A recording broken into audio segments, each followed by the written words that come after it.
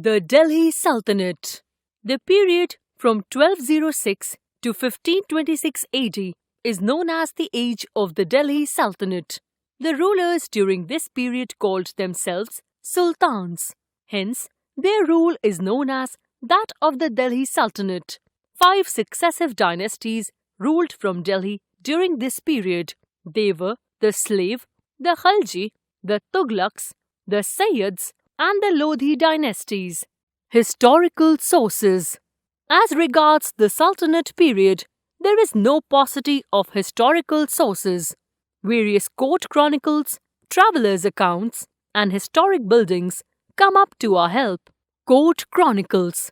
Amir Khusro's Tughlaqnama and Tarikh-e-Alai, Ziauddin Barani's Tarikh-e-Firoz Shahi, Futuhat-e Firoz Shah by Sultan himself, that is, Firoz Shah, Yahya bin Ahmad's Tarikh-e-Mubarak Shahi, and Makhzari-e-Afghan by Ni'amatullah throw a good deal of light on the personality and main events of the different Delhi Sultans. Travelers' account. Many foreign travelers who visited India during this period, 1206 to 1526 AD, also throw light on the personality and reign of the different sultans. Some of them, like Ibn Battuta, Marco Polo, and Nikita Afnasi, are well known. Historical buildings. The historical buildings of this period, like Qutub Minar, Quwwat al-Islam Masjid, Alai Darwaza, Tomb of Ghiyasuddin Tughlaq, Tughlaqabad, Hauz Khas, Firoz Shah Kotla, Lodhi Tomb, etc., themselves speak of the aesthetic tastes of different Delhi sultans. The Slave or Mamluk dynasty, 1206 to 1290 AD. The Slave or Mamluk sultans ruled from 1206 to 1290 AD. They strengthened and expanded the Sultanate further. The first ruler of the dynasty was Qutbuddin Aibak. The kingdom was established by him and therefore came to be called as the Delhi Sultanate. Qutbuddin Aibak, 1206 to 1210 AD. Qutbuddin Aibak was the founder of the Slave dynasty, also called Mamluk dynasty. They were called slave kings because the 3 sultans of this dynasty were themselves slaves who had risen to power due to their merit, skills, and abilities. Except Aibak, all other sultans of this dynasty belonged to the Ilbari tribe of the Turks. Aibak ruled for 4 years only. He was a generous ruler and gave large sums of money to both Hindus and Muslims, for which he earned the title of Lakh Baksh or Giver of Lakhs. He was also a lover of art and literature. He built 2 mosques, the Quwwat al-Islam in Delhi and the Adhai Din Ka Jhopda in Ajmer. He started work on the Qutub Minar but could not complete it. He died in 1210 AD when he fell from a horse while playing polo. Iltutmish, 1210 to 1236 AD. Iltutmish, also a slave, succeeded Qutbuddin. He is regarded as the real architect of the Muslim rule in India. He suppressed revolts and consolidated his empire. He also saved his kingdom from the wrath of Mongol invader Genghis Khan by building a line of forts along the river Ravi to prevent the entry of Mongols into India. In 1229 AD, the Caliph of Baghdad bestowed the title of Sultan of Hindustan on Iltutmish. Iltutmish organized his government and made several reforms. He organized the Chalisa, the 40 noble or the ruling elite. He also introduced coin currency, silver coins called taka and copper coins called jital. These coins were used throughout the Sultanate period. Razia Sultan, 1236 to 1239 AD. Iltutmish had many sons, but he decided that his daughter Razia would succeed him. Razia was the first and the last woman Muslim ruler of the medieval period. She had to face many challenges. The major one was that she was a woman in a man's world. She ruled efficiently, though for a short period of 4 years only. Ghiyasuddin Balban, 1266 to 1286 AD. Razia's successors were weak rulers. Ghiyasuddin Balban was a loyal slave of Iltutmish and a member of the Chalisa. He ruled for 20 years, from 1266 to 1286 AD. He is known for his policy of blood and iron. He crushed the power of the Chalisa and defended his kingdom from the Mongol invasion. He encouraged the people to do sajda and pybos. Thus, he made the power of the Sultan absolute. He died in 1286 AD. After his death, the kingdom weakened, leading to the collapse of the slave dynasty. Soon, a new dynasty came to power in Delhi, the Khaljis. The Khalji dynasty, 1290 to 1320 AD. The Khalji rulers ruled for 3 decades. They expanded the Sultanate further. The first ruler of the dynasty was Jalaluddin. Jalaluddin Khalji, 1290 to 1296 AD. Jalaluddin was very old when he ascended the throne. He was not a strong ruler. He adopted a lenient policy towards the Mongols and married one of his daughters to Ulugh Khan, the leader of the Mongols. Jalaluddin was already 70 years old. In 1296 AD, Alauddin Khalji, his nephew and son-in-law, murdered him and captured the throne for himself. Alauddin Khalji, 1296 to 1316 AD. Alauddin Khalji was a great military genius, but he was also known as a cruel and resolute ruler. He followed the policy of defense against the Mongol invasion. Next, he adopted the policy of expansion. He conquered the kingdoms of Gujarat, Malwa, and Rajasthan. He had heard of the beauty of Queen Padmini, wife of Rana Ratan Singh of Chittor. So, he attacked Chittor and defeated the Rajputs. Queen Padmini and other Rajput women performed Johar and perished in the flames. Conquest. One of the first expeditions he undertook was to Gujarat in 1297 AD to expand his empire. He conquered Gujarat, Malwa, Ranthambore, and Chittor. He secured the services of the slave Malik Kafur, who went on to become the general of Alauddin's army.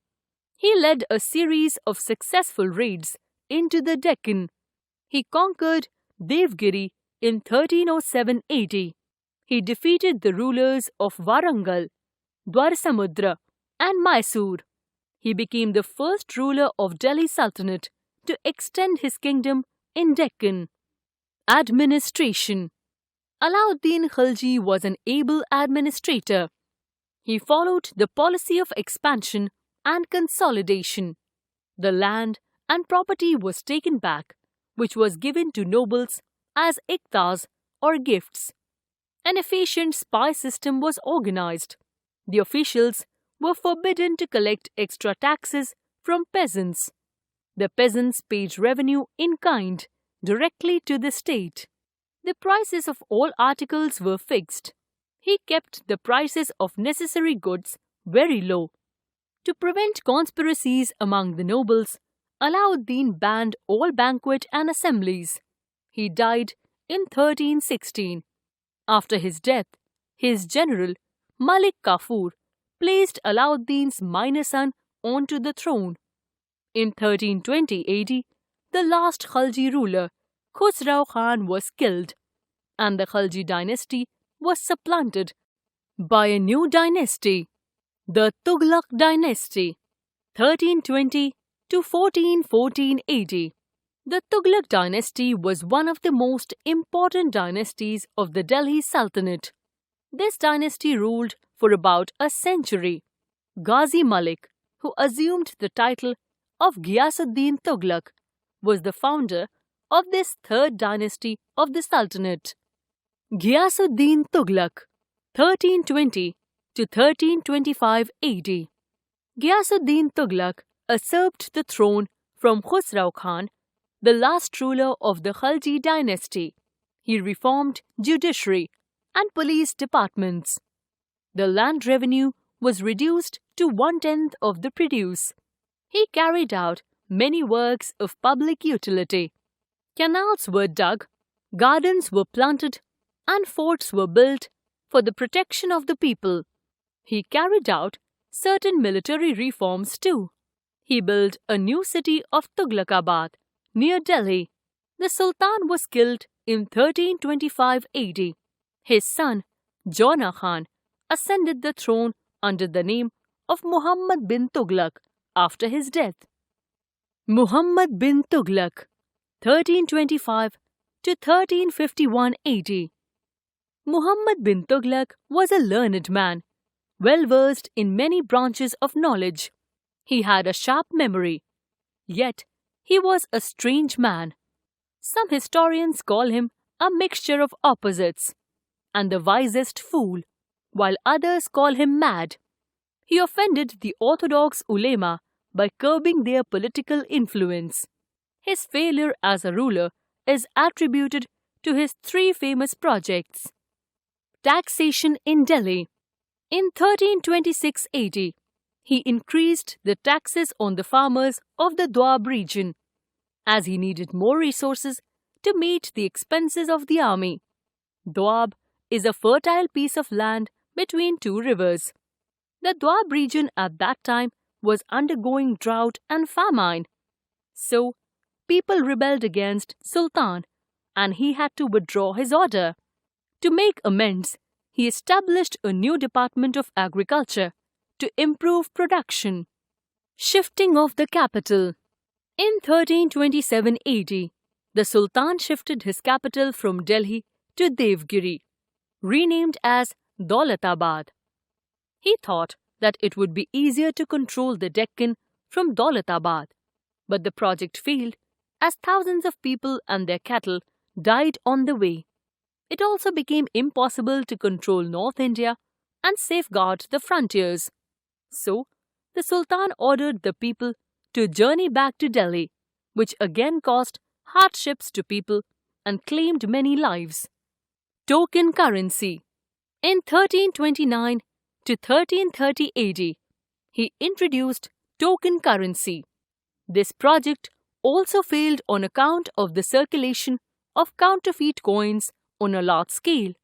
As the government had no control over the currency, the foreign traders lost faith in the currency.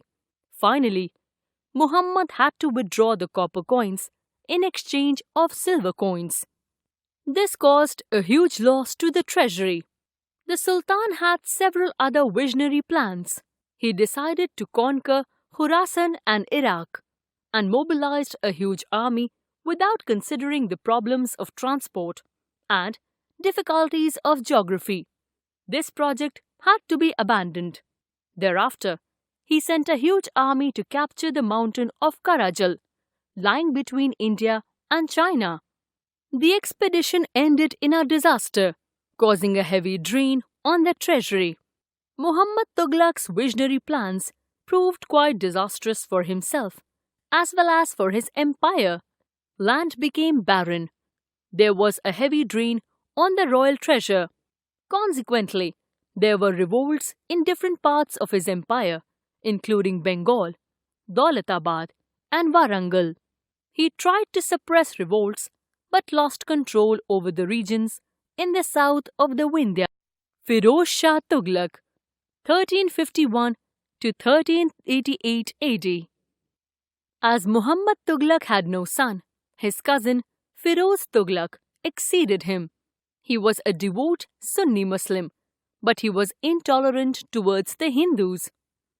In order to get support of the nobles and ulemas, he tried to win them over with land grants. He introduced many reforms in administration. He abolished a number of taxes and imposed 4 new taxes, including jizya, on Brahmins. He increased the salaries of his officers. In order to encourage agriculture, he paid a lot of attention to irrigation. He had a passion for building cities. He founded the towns of Firozabad, Fatehabad, Hisar, Jaunpur and Firozpur near Badaun. Firoz Shah also built the fort named Firoz Shah Kotla. He also built a number of public works. He introduced several judicial reforms. He abolished the practice of torture of criminals. However, Firoz had a passion for procuring slaves. He had 1,80,000 slaves who were trained in different skills. The army was organized on a feudal basis. The regular soldiers received grants of land, while temporary soldiers were paid in cash. His army consisted of 80,000 to 90,000 cavalry. He introduced a new system of hereditary claim in military services, which was highly objectionable. Firoz Tughlaq's successors were weak. The state of Jaunpur, Gujarat, Malwa, Khandesh, etc. became independent. In 1398 AD, the invasion of Timur Lenk, a great conqueror from Central Asia, brought great miseries to the people. He looted many cities and let loose the reign of terror and massacre for a fortnight in Delhi during the reign of Sultan Nasiruddin Mahmud Tughlaq. The Sayyid dynasty. The Sayyid Sultans ruled for a brief period. There were 4 Sayyid kings. Khizr Khan became the first Sayyid ruler. Khizr Khan Sayyid, 1414 to 1421 AD. Khizr Khan was the governor of Multan under Firoz Shah Tughlaq. After the death of Firoz, he supported a son of Firoz in the War of Succession. When Timur attacked India, Khizr Khan joined him. When Timur left India, he appointed Khizr Khan as the governor of Multan, Lahore and Dipalpur. Khizr Khan conquered Delhi in 1414 AD and started the rule of the Sayyids. Mubarak Shah Sayyid, 1421 to 1434 AD. Mubarak Shah succeeded his father. He was a man of vision and could have revived the old glory of the Sultanate. The nobles, however, were against him. Most of his time was therefore spent in controlling his nobles. Muhammad Shah Sayyid, 1434 to 1443 AD. Muhammad Shah was Mubarak Shah's nephew. During his reign, the nobles became very powerful. Alauddin Alam Shah Sayyid, 1443 to 1451 AD. Alam Shah was the next ruler. He lost Delhi to Behlul Lodi in 1451 AD. With this, the brief rule of the Sayyid kings came to an end. The Lodhi dynasty, 1451 to 1526 AD. The Lodhi dynasty had greater achievements than the Tughlaqs and the Sayyids. However, its history is full of conflicts. Until that period, all the rulers of the Sultanate were of Turkish origin. The Lodhis, however, were Afghans. Alauddin Alam Shah, the last Sayyid ruler, voluntarily abdicated throne in favor of Behlul Lodi. Behlul Lodi, 1451 to 1489 AD. The first Lodi ruler was Behlul Lodi. He was a generous and pious leader. He tried to consolidate the fragmented Sultanate. He removed rebellious governors and appointed loyal Afghan nobles as governors of important provinces. At the time of his death, the Sultanate stretched from Punjab to Bihar. He died in 1488 AD and was succeeded by his son Sikandar Lodhi. Sikandar Lodhi, 1489 to 1517 AD. The most powerful and better known Lodhi ruler was Behlul's son Sikandar Lodhi. He annexed Jaunpur and Bihar and signed a treaty of friendship with the ruler of Bengal. He also initiated many public welfare measures. For example, agriculture was improved and efforts were made to keep the prices of essential commodities low. He was an able administrator and encouraged trade and commerce. He established the city of Agra and made it his capital. Ibrahim Lodi, 1517 to 1526 AD. Ibrahim Lodi succeeded Sikandar Lodi. He was known to be a very stern ruler and was not liked by his nobles, so they rebelled against him. He, however, defeated them. To prevent such revolts in future, Ibrahim Lodi replaced senior nobles and governors who exercised a great deal of power by younger men. These nobles comprised with Babur, who overthrew Ibrahim Lodi in 1526 AD at the First Battle of Panipat. The Afghan nobles, who were hoping that Babur would hand back the empire to them and return to Kabul, were disappointed. He stayed on and founded Mughal rule in Delhi. Development of political institutions during the Sultanate period. The Sultanate of Delhi was a theocracy.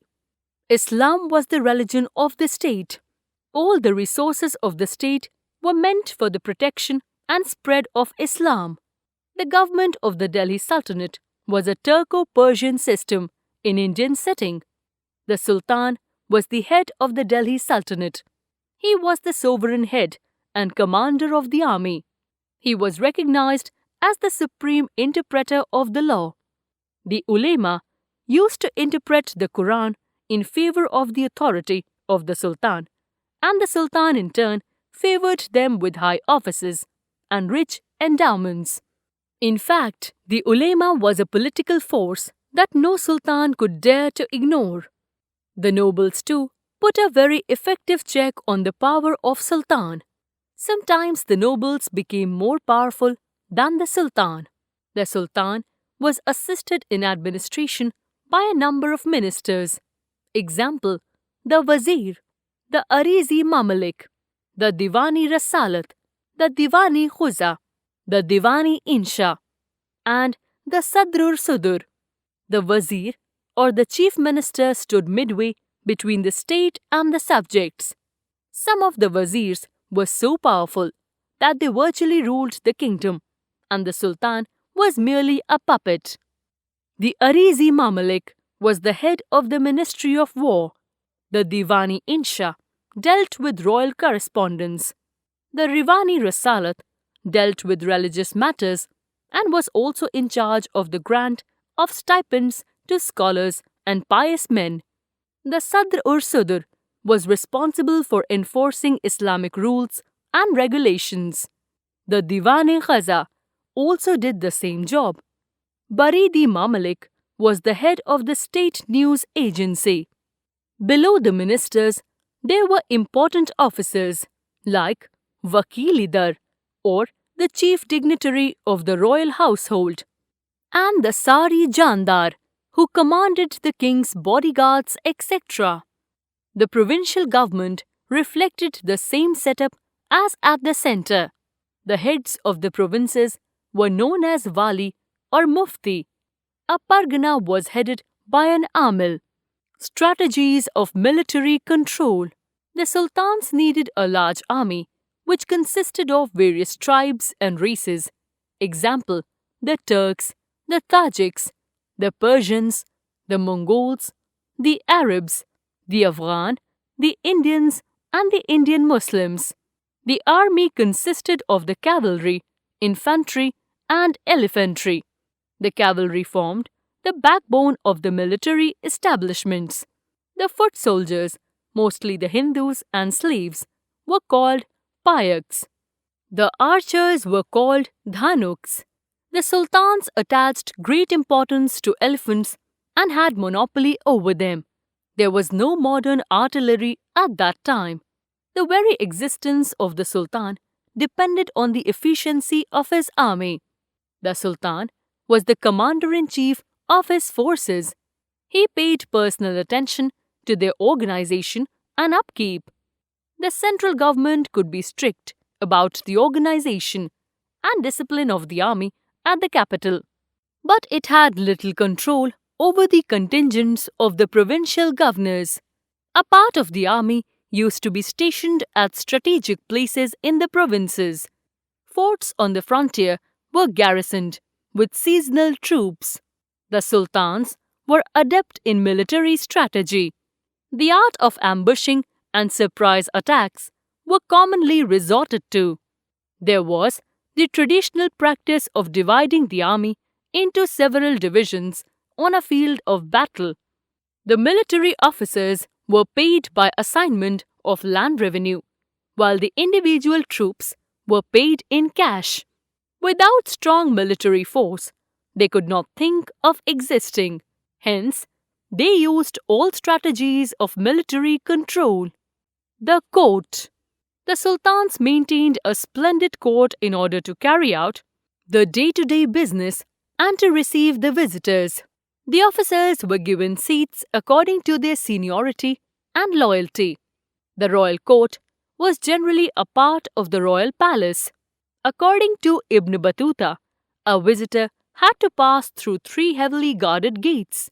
The court used to be a big hall, well decorated and furnished.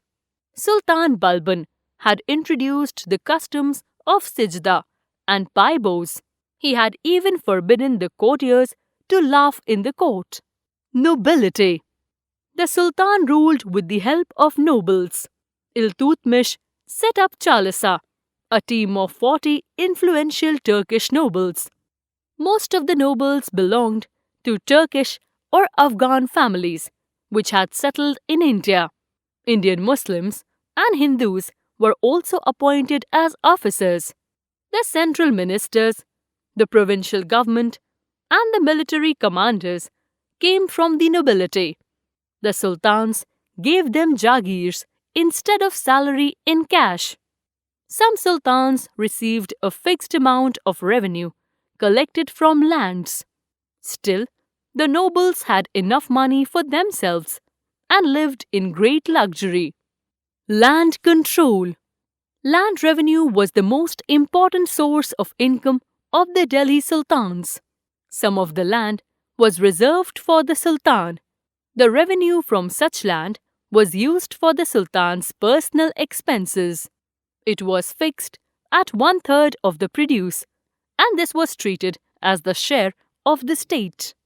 The rest of the land was distributed among different officers, nobles, governors, etc. The nobles kept a certain amount of the land revenue as their salary. Another amount maintained soldiers for the sultan. A separate agriculture department was there, known as Diwani Amir Kohi, which looked at the work of land revenue. Different officers, such as the Mukaddams and Patwaris, helped in the collection of land revenue. Resource mobilization. The sultans took various measures to increase their revenue resource. The chief sources of their revenue, as sanctioned by the Shariat and released by the sultans, were Ashr, Kharaj, Khams, Zakat, Jazia. The Ashr was a land tax charged on land held by Muslims and watered by natural means. It was 1/10 of the produce. Kharaj was the tax on land held by non-Muslims. Its rate was to be from 1/10 to 1/2. Khams was 1/5 of the booty captured in wars against infidels. 4/5 of it went to the army. Zakat was a religious tax levied upon Muslims only. It was charged on the property if its value exceeded a certain fixed limit. The proceeds of this tax were spent on specified items for the benefit of Muslims only, such as repair of mosques and tombs, allowances to poor and men of piety. Jazia, or religious tax, was charged from non-Muslims only. Other sources. Other sources of income included state's share in booty, which was calculated at 1/5 of the plunder plus gifts, tributes, etc. from the subordinate rulers. Art and architecture during the Sultanate period. The Turks were a great genius in architecture. They brought with them the art of Western and Central Asia. Adhai Din Ka Jhopra was a mosque constructed under the supervision of Muhammad Ghori. As the legend goes, it is said to be constructed in 2.5 days. It is a masterpiece of Indo-Islamic architecture. The sultans employed Indian craftsmen for designing and constructing their buildings. As a result, new style of architecture known as Indo-Islamic architecture developed. This style may be seen in the buildings of Delhi. Qutbuddin decided to construct a majestic minar. He started the construction of a new complex, Qutub Minar, and the Quwat al-Islam Mosque. Iltutmish completed the Qutub Minar. Qutub Complex is the most magnificent structure in Delhi. Alauddin Khilji built a new capital called Siri near Qutub Complex. He also built the Alai Darwaza, the entrance door to the Qutub Complex. Ghiyasuddin Tughlaq built the city of Tughlaqabad, and Firoz Shah Tughlaq built the Firoz Shah Kotla. The tomb of Ghiyasuddin Tughlaq set a new trend in architecture, which is octagonal in shape. Most of the earlier buildings of the Sultanate period lacked correct proportions. They were made of bricks and stones. The monuments lacked grace. Arches and domes were a specialty of the buildings.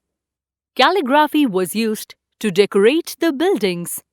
Excerpts from the Quran were engraved on the walls of the buildings. Causes of the downfall of the Delhi Sultanate. The Turk-Afghan sultans of Delhi ruled over India for more than 3 centuries, from 1206 to 1526 AD. The causes of the downfall of the Delhi Sultanate are: most of the sultans were intolerant towards the Hindus. The Hindus were ill-treated by them and were forced to convert to Islam. Their temples were destroyed and they were made to pay jizya. Even the Hindus who converted to Islam did not enjoy proper prestige. They had a vast empire. Lack of a good transport and communication system was a hindrance in ruling over such a vast empire. Most of the sultans were weak and pleasure-loving rulers. Their nobles often revolted against them. They lacked loyalty to the sultans. Most of the sultans depended on the army of their nobles or vassals. Some of the sultans maintained a huge army, but it was ill-organized and ill-disciplined. The sultans of Delhi had conquered India by sword, and they ruled the country by sword. They did not try to win the confidence of their subjects. They were despotic by nature. The invasions of the Mongols also weakened the empire. Timur struck a fatal blow to the Tughlaqs, and Babur put an end to the Sultanate and founded Mughal Empire in Delhi. There was no definite law of succession. There were frequent wars and intrigues for the throne.